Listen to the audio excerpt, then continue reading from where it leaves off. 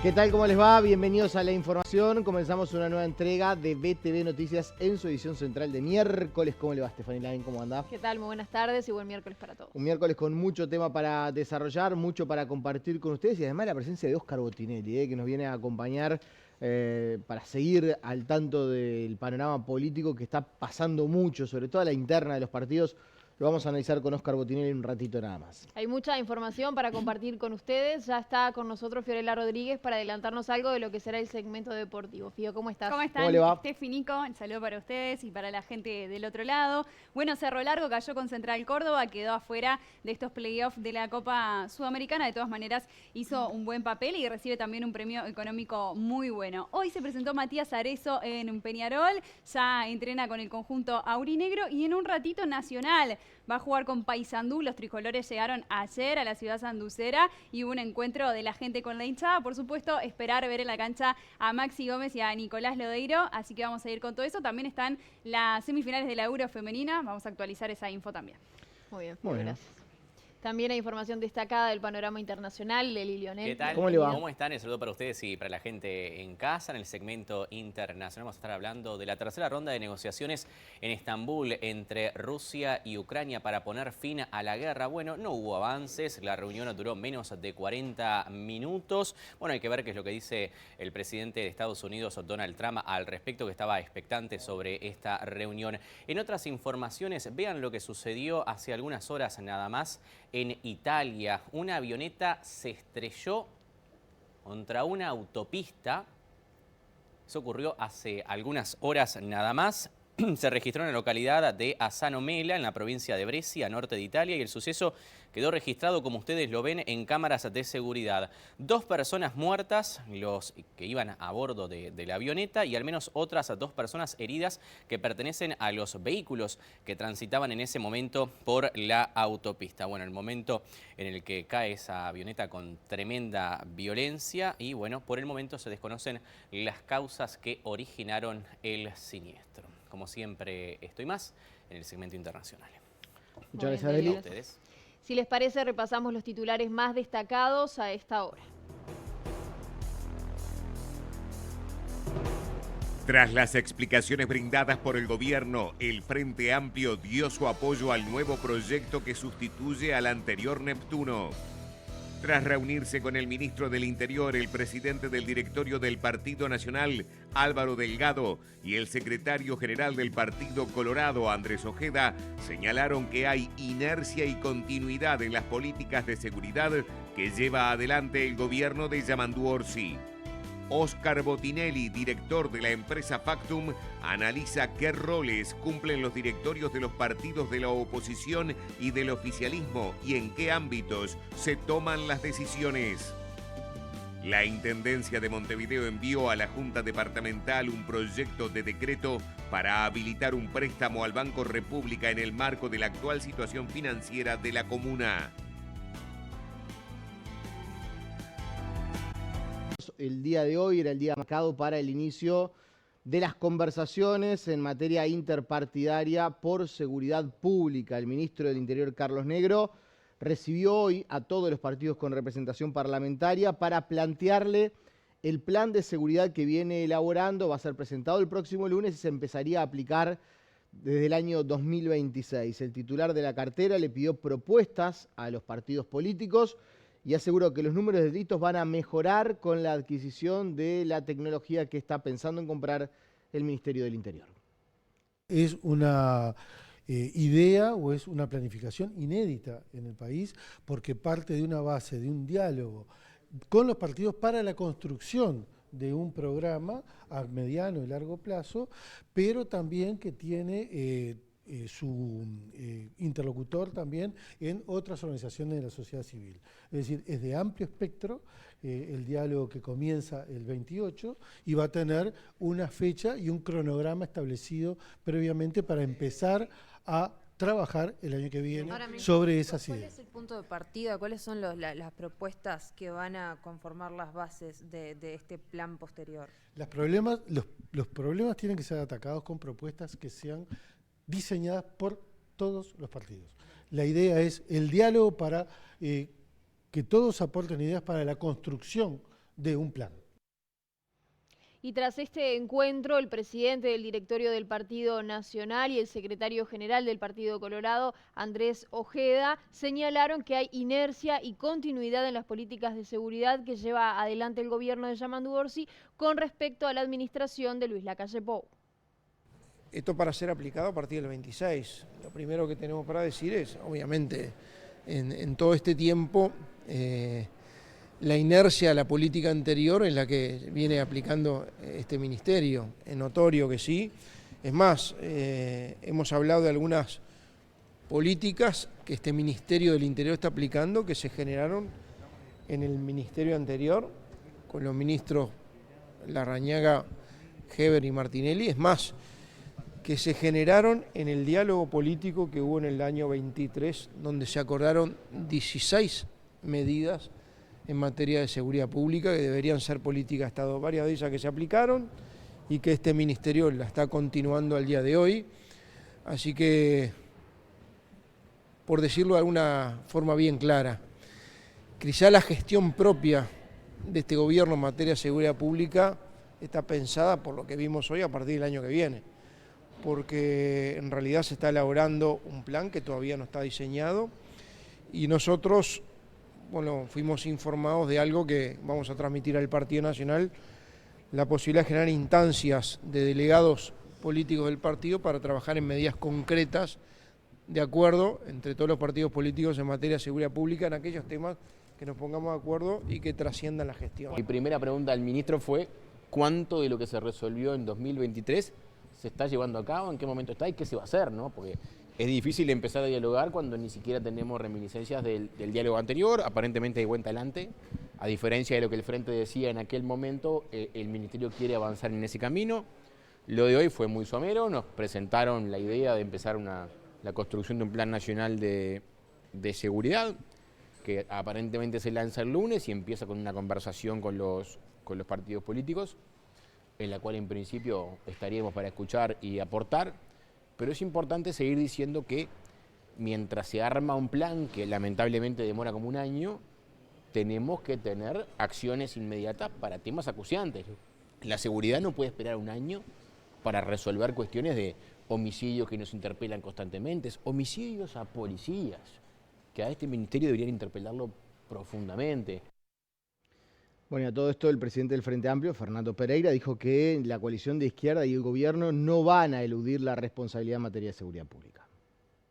En Uruguay ya hace mucho tiempo que gana la mitad que tiene un poco más de votos. En este caso, 100.000 votos tuvo más que el Frente Amplio y eso nos exige gobernar y no eludimos esa responsabilidad. Pero en los partidos históricos del Uruguay y en los partidos que están en el Parlamento hay experiencia en el tema de seguridad pública como aportar a una mirada más global, a una mirada que nos abarque la totalidad de los uruguayos. Cuando los uruguayos dicen que este es el principal problema, cuando medimos por partidos, es el principal problema para los votantes de todos los partidos.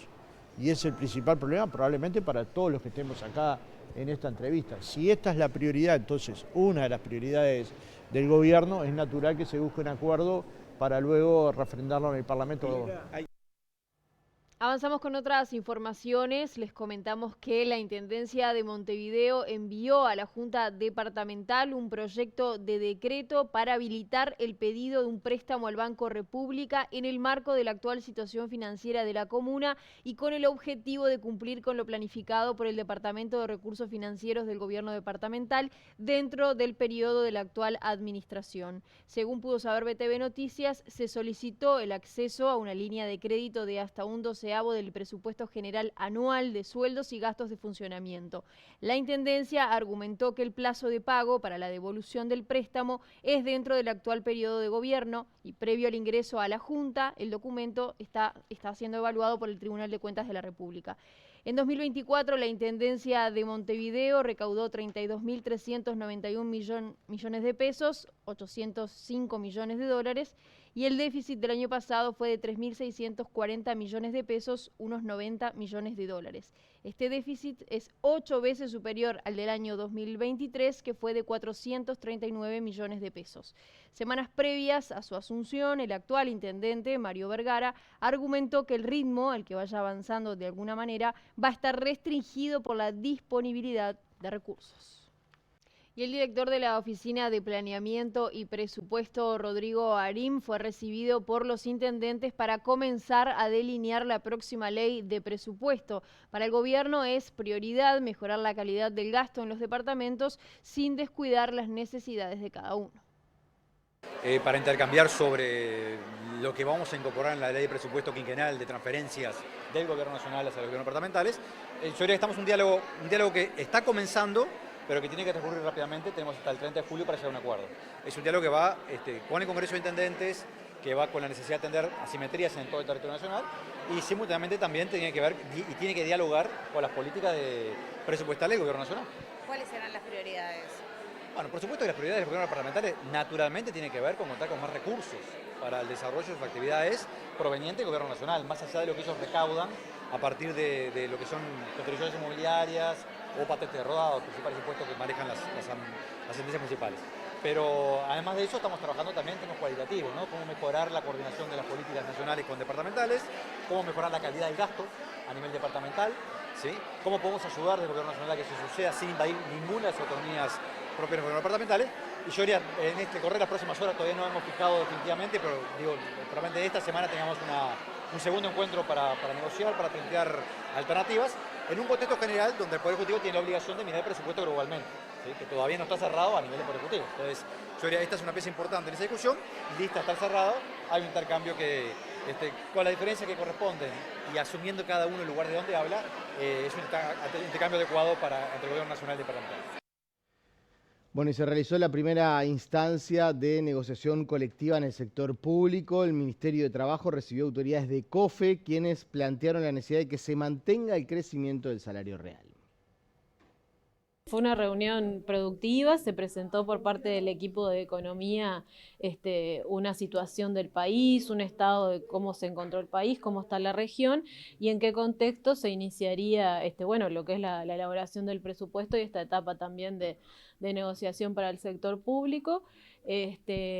Por parte de COFE se recibió, se trajeron algunas demandas también en cuanto a otro tipo de aspectos que les interesaría incluir en la negociación, otros temas, y quedamos para una reunión la semana que viene, el jueves de la semana que viene, donde se van a estar presentando los lineamientos más específicos para la negociación. Hoy no nos presentaron las pautas salariales ni los lineamientos generales del presupuesto, pero sí nos hicieron un informe muy completo de la situación económica del país, de la situación que hereda el gobierno del gobierno anterior, la cual nosotros en parte la conocíamos porque la sufrimos en cada uno de nuestros organismos y sabemos que es complicada, pero también fue importante esta instancia para nosotros plantear cuáles son las expectativas que tenemos para el presupuesto nacional. Nosotros lo que planteamos es que desde el punto de vista salarial nosotros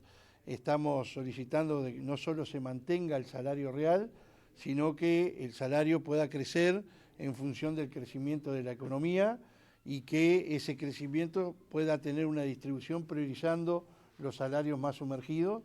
Planteamos también la necesidad en todos los órdenes del sector público del ingreso de personal. Es absolutamente fundamental el ingreso de personal porque hay áreas que no solo han perdido y hoy no tienen, personal para poder de alguna manera cumplir con los servicios, sino que tienen en este periodo de gobierno prácticamente el 50% de la plantilla con causal jubilatoria y eso es un elemento claramente determinante para el cumplimiento de los servicios.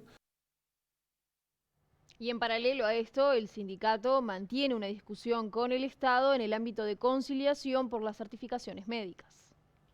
Probablemente si llegamos a algún acuerdo se va a establecer algún artículo en el presupuesto, pero esa discusión va a ir por otro lado, que es el ámbito de la conciliación que ofreció la OIT, en la cual ya empezamos a discutir y tenemos algunos acuerdos de cómo procesar la discusión, que es en el marco de una comisión técnica con profesionales de la salud que puedan de alguna manera determinar qué otras enfermedades de profesionales que afectan en función de cada una de las áreas de trabajo, afectan a los trabajadores, puedan exceptuarse y colocarse en la ley que hoy está en suspenso, y de alguna manera también ahí discutir el monto del subsidio y también la cantidad de días que se establece en el colchón. Pero eso va a ser una negociación, digamos, paralela a la negociación del presupuesto y las pautas salariales.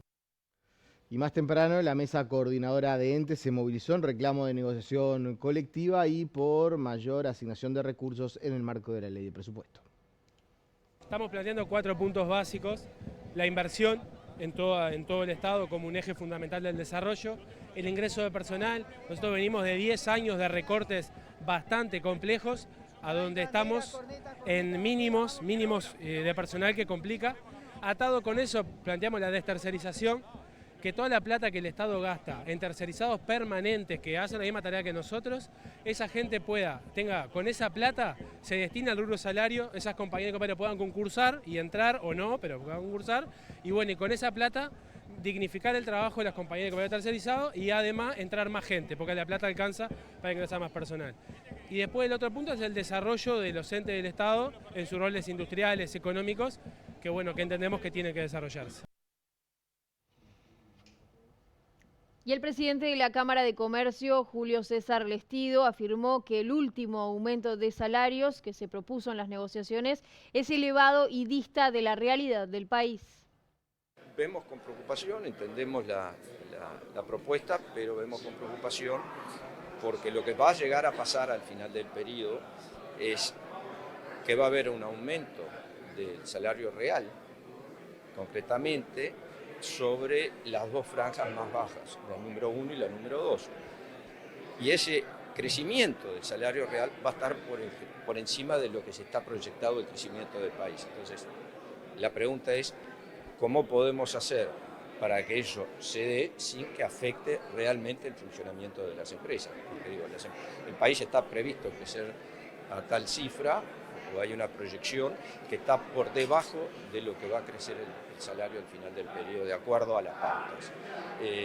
Entonces nos vemos en una situación que yo diría compleja, lo que sí va a requerir de todos nosotros, de todos los actores, mucha madurez y responsabilidad en esta negociación. Nosotros lo que estamos pidiendo es que las pautas están, trabajemos en que las pautas, pero que seamos realistas, busquemos cosas que realmente se puedan cumplir. La madurez es justamente eso, la madurez. No nos pongamos solamente a buscar y a defender mis principios o mis derechos sin entender en qué escenario nos estamos moviendo. Hoy nos estamos moviendo, así como las rondas anteriores, tanto la novena como la décima. En la novena tuvimos la pandemia, en la décima salimos de la pandemia, había sectores que no se pudieron recuperar, y además estábamos viviendo la situación de la seca y después también lo que fue la diferencia de precios con la Argentina. Bueno, en esta estamos viviendo, en esta ronda de consejos nos vamos a desembarcar en un mundo totalmente distinto, en lo que podríamos decir que estamos avisorando. Yo no sé si es el final, pero evidentemente hay una señal de que el multilateralismo está fallando. Hoy ya el mundo no es tan multilateral como esperamos. El Ministerio de Salud Pública suspendió preventivamente la distribución y comercialización de la pasta dental Colgate Total Clean Mint. La cartera confirmó casos de irritación e inflamación en los tejidos de la cavidad oral, manifestándose en síntomas como ampollas, aftas, ardor, hinchazón y dolor, entre otros. Se detectaron 17 casos en un total de 326.784 unidades comercializadas. Los eventos adversos reportados tanto a nivel nacional como regional estarían vinculados a la incorporación de un nuevo saborizante en la fórmula en concentraciones capaces de generar dicha irritación. Asimismo, se recomienda a las personas que utilicen este producto suspender su uso y notificar al Ministerio de Salud Pública en caso de presentar síntomas como irritación o inflamación. La notificación al Ministerio de Salud Pública debe realizarse enviando un formulario que está disponible en la página web al correo electrónico sectorcosméticos@msp.gov.uy. La misma puede ser realizada por la persona usuaria, un familiar, la empresa titular del producto, profesionales de la salud o instituciones de asistencia, tanto públicas como privadas. Recordemos simplemente para marcar que esto tiene como antecedente que Brasil primero y Argentina esta semana decidió prohibir la comercialización de esta variable de la pasta dental Colgate Mint, Clean Mint, Total Clean Mint, que es una de las variables de la pasta dental Colgate. El antecedente en Uruguay, insisto, tiene primero Brasil y después Argentina como lugares donde se tomó una determinación. De hecho, Uruguay la toma de manera preventiva ante lo que pasa en Argentina y Brasil y no tanto por la situación que se ha generado aquí en el Uruguay.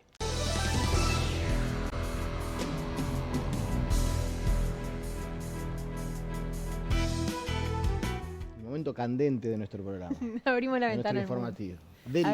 ¿Cómo le va? Sí, muy bien, muchas gracias. Vamos a comenzar el repaso a nivel internacional con lo que decíamos en el comienzo del informativo. Esta avioneta que se estrelló en una autopista de Italia en el que murieron 2 personas y 2 también resultaron heridas. Ocurrió en la localidad de Asano Mela, en la provincia de Brescia, al norte de Italia. El accidente ocurrió a plena luz del día. Fue registrado por cámaras de vigilancia que, como ustedes ven, muestran el momento exacto en el que la aeronave cae en picada y explota al impactar contra la calzada. A bordo viajaban 2 personas, un hombre de 75 años y una mujer de 50, quienes murieron en el acto.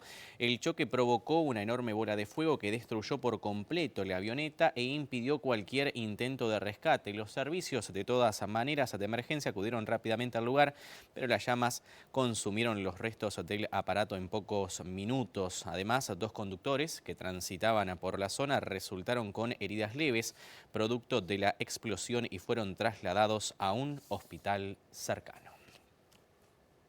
Cambiamos de información ahora. Vean ustedes, las delegaciones de Ucrania y Rusia han terminado después de menos de 1 hora de reunión, un encuentro que mantuvieron en Estambul para intentar avanzar hacia un final negociado de la guerra.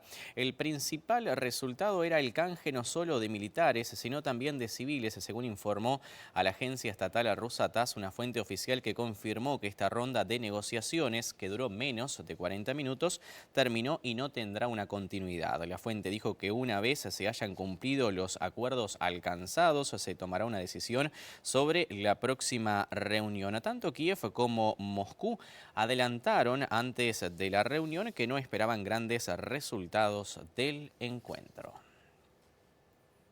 Cambiamos de información, viajamos ahora a Brasil. Vamos a hablar del expresidente Jair Bolsonaro porque en las últimas horas los abogados del mandatario argumentaron ante el Tribunal Supremo que el expresidente no incumplió ninguna orden judicial que le prohibiera el uso de las redes sociales tras haber sido acusado de incumplimiento. El juez Alexandre de Moraes, que es quien lleva adelante la investigación por supuesto golpe de Estado por parte de Bolsonaro en 2022, le había advertido en la pasada jornada al expresidente sobre las consecuencias de incumplir las restricciones impuestas, que podrían incluir detención y prisión preventiva tras la publicación de enlaces a entrevistas en sus redes sociales. Los abogados de Bolsonaro solicitaron además que el tribunal delimite claramente, dice, dichas restricciones para evitar malentendidos en su interpretación.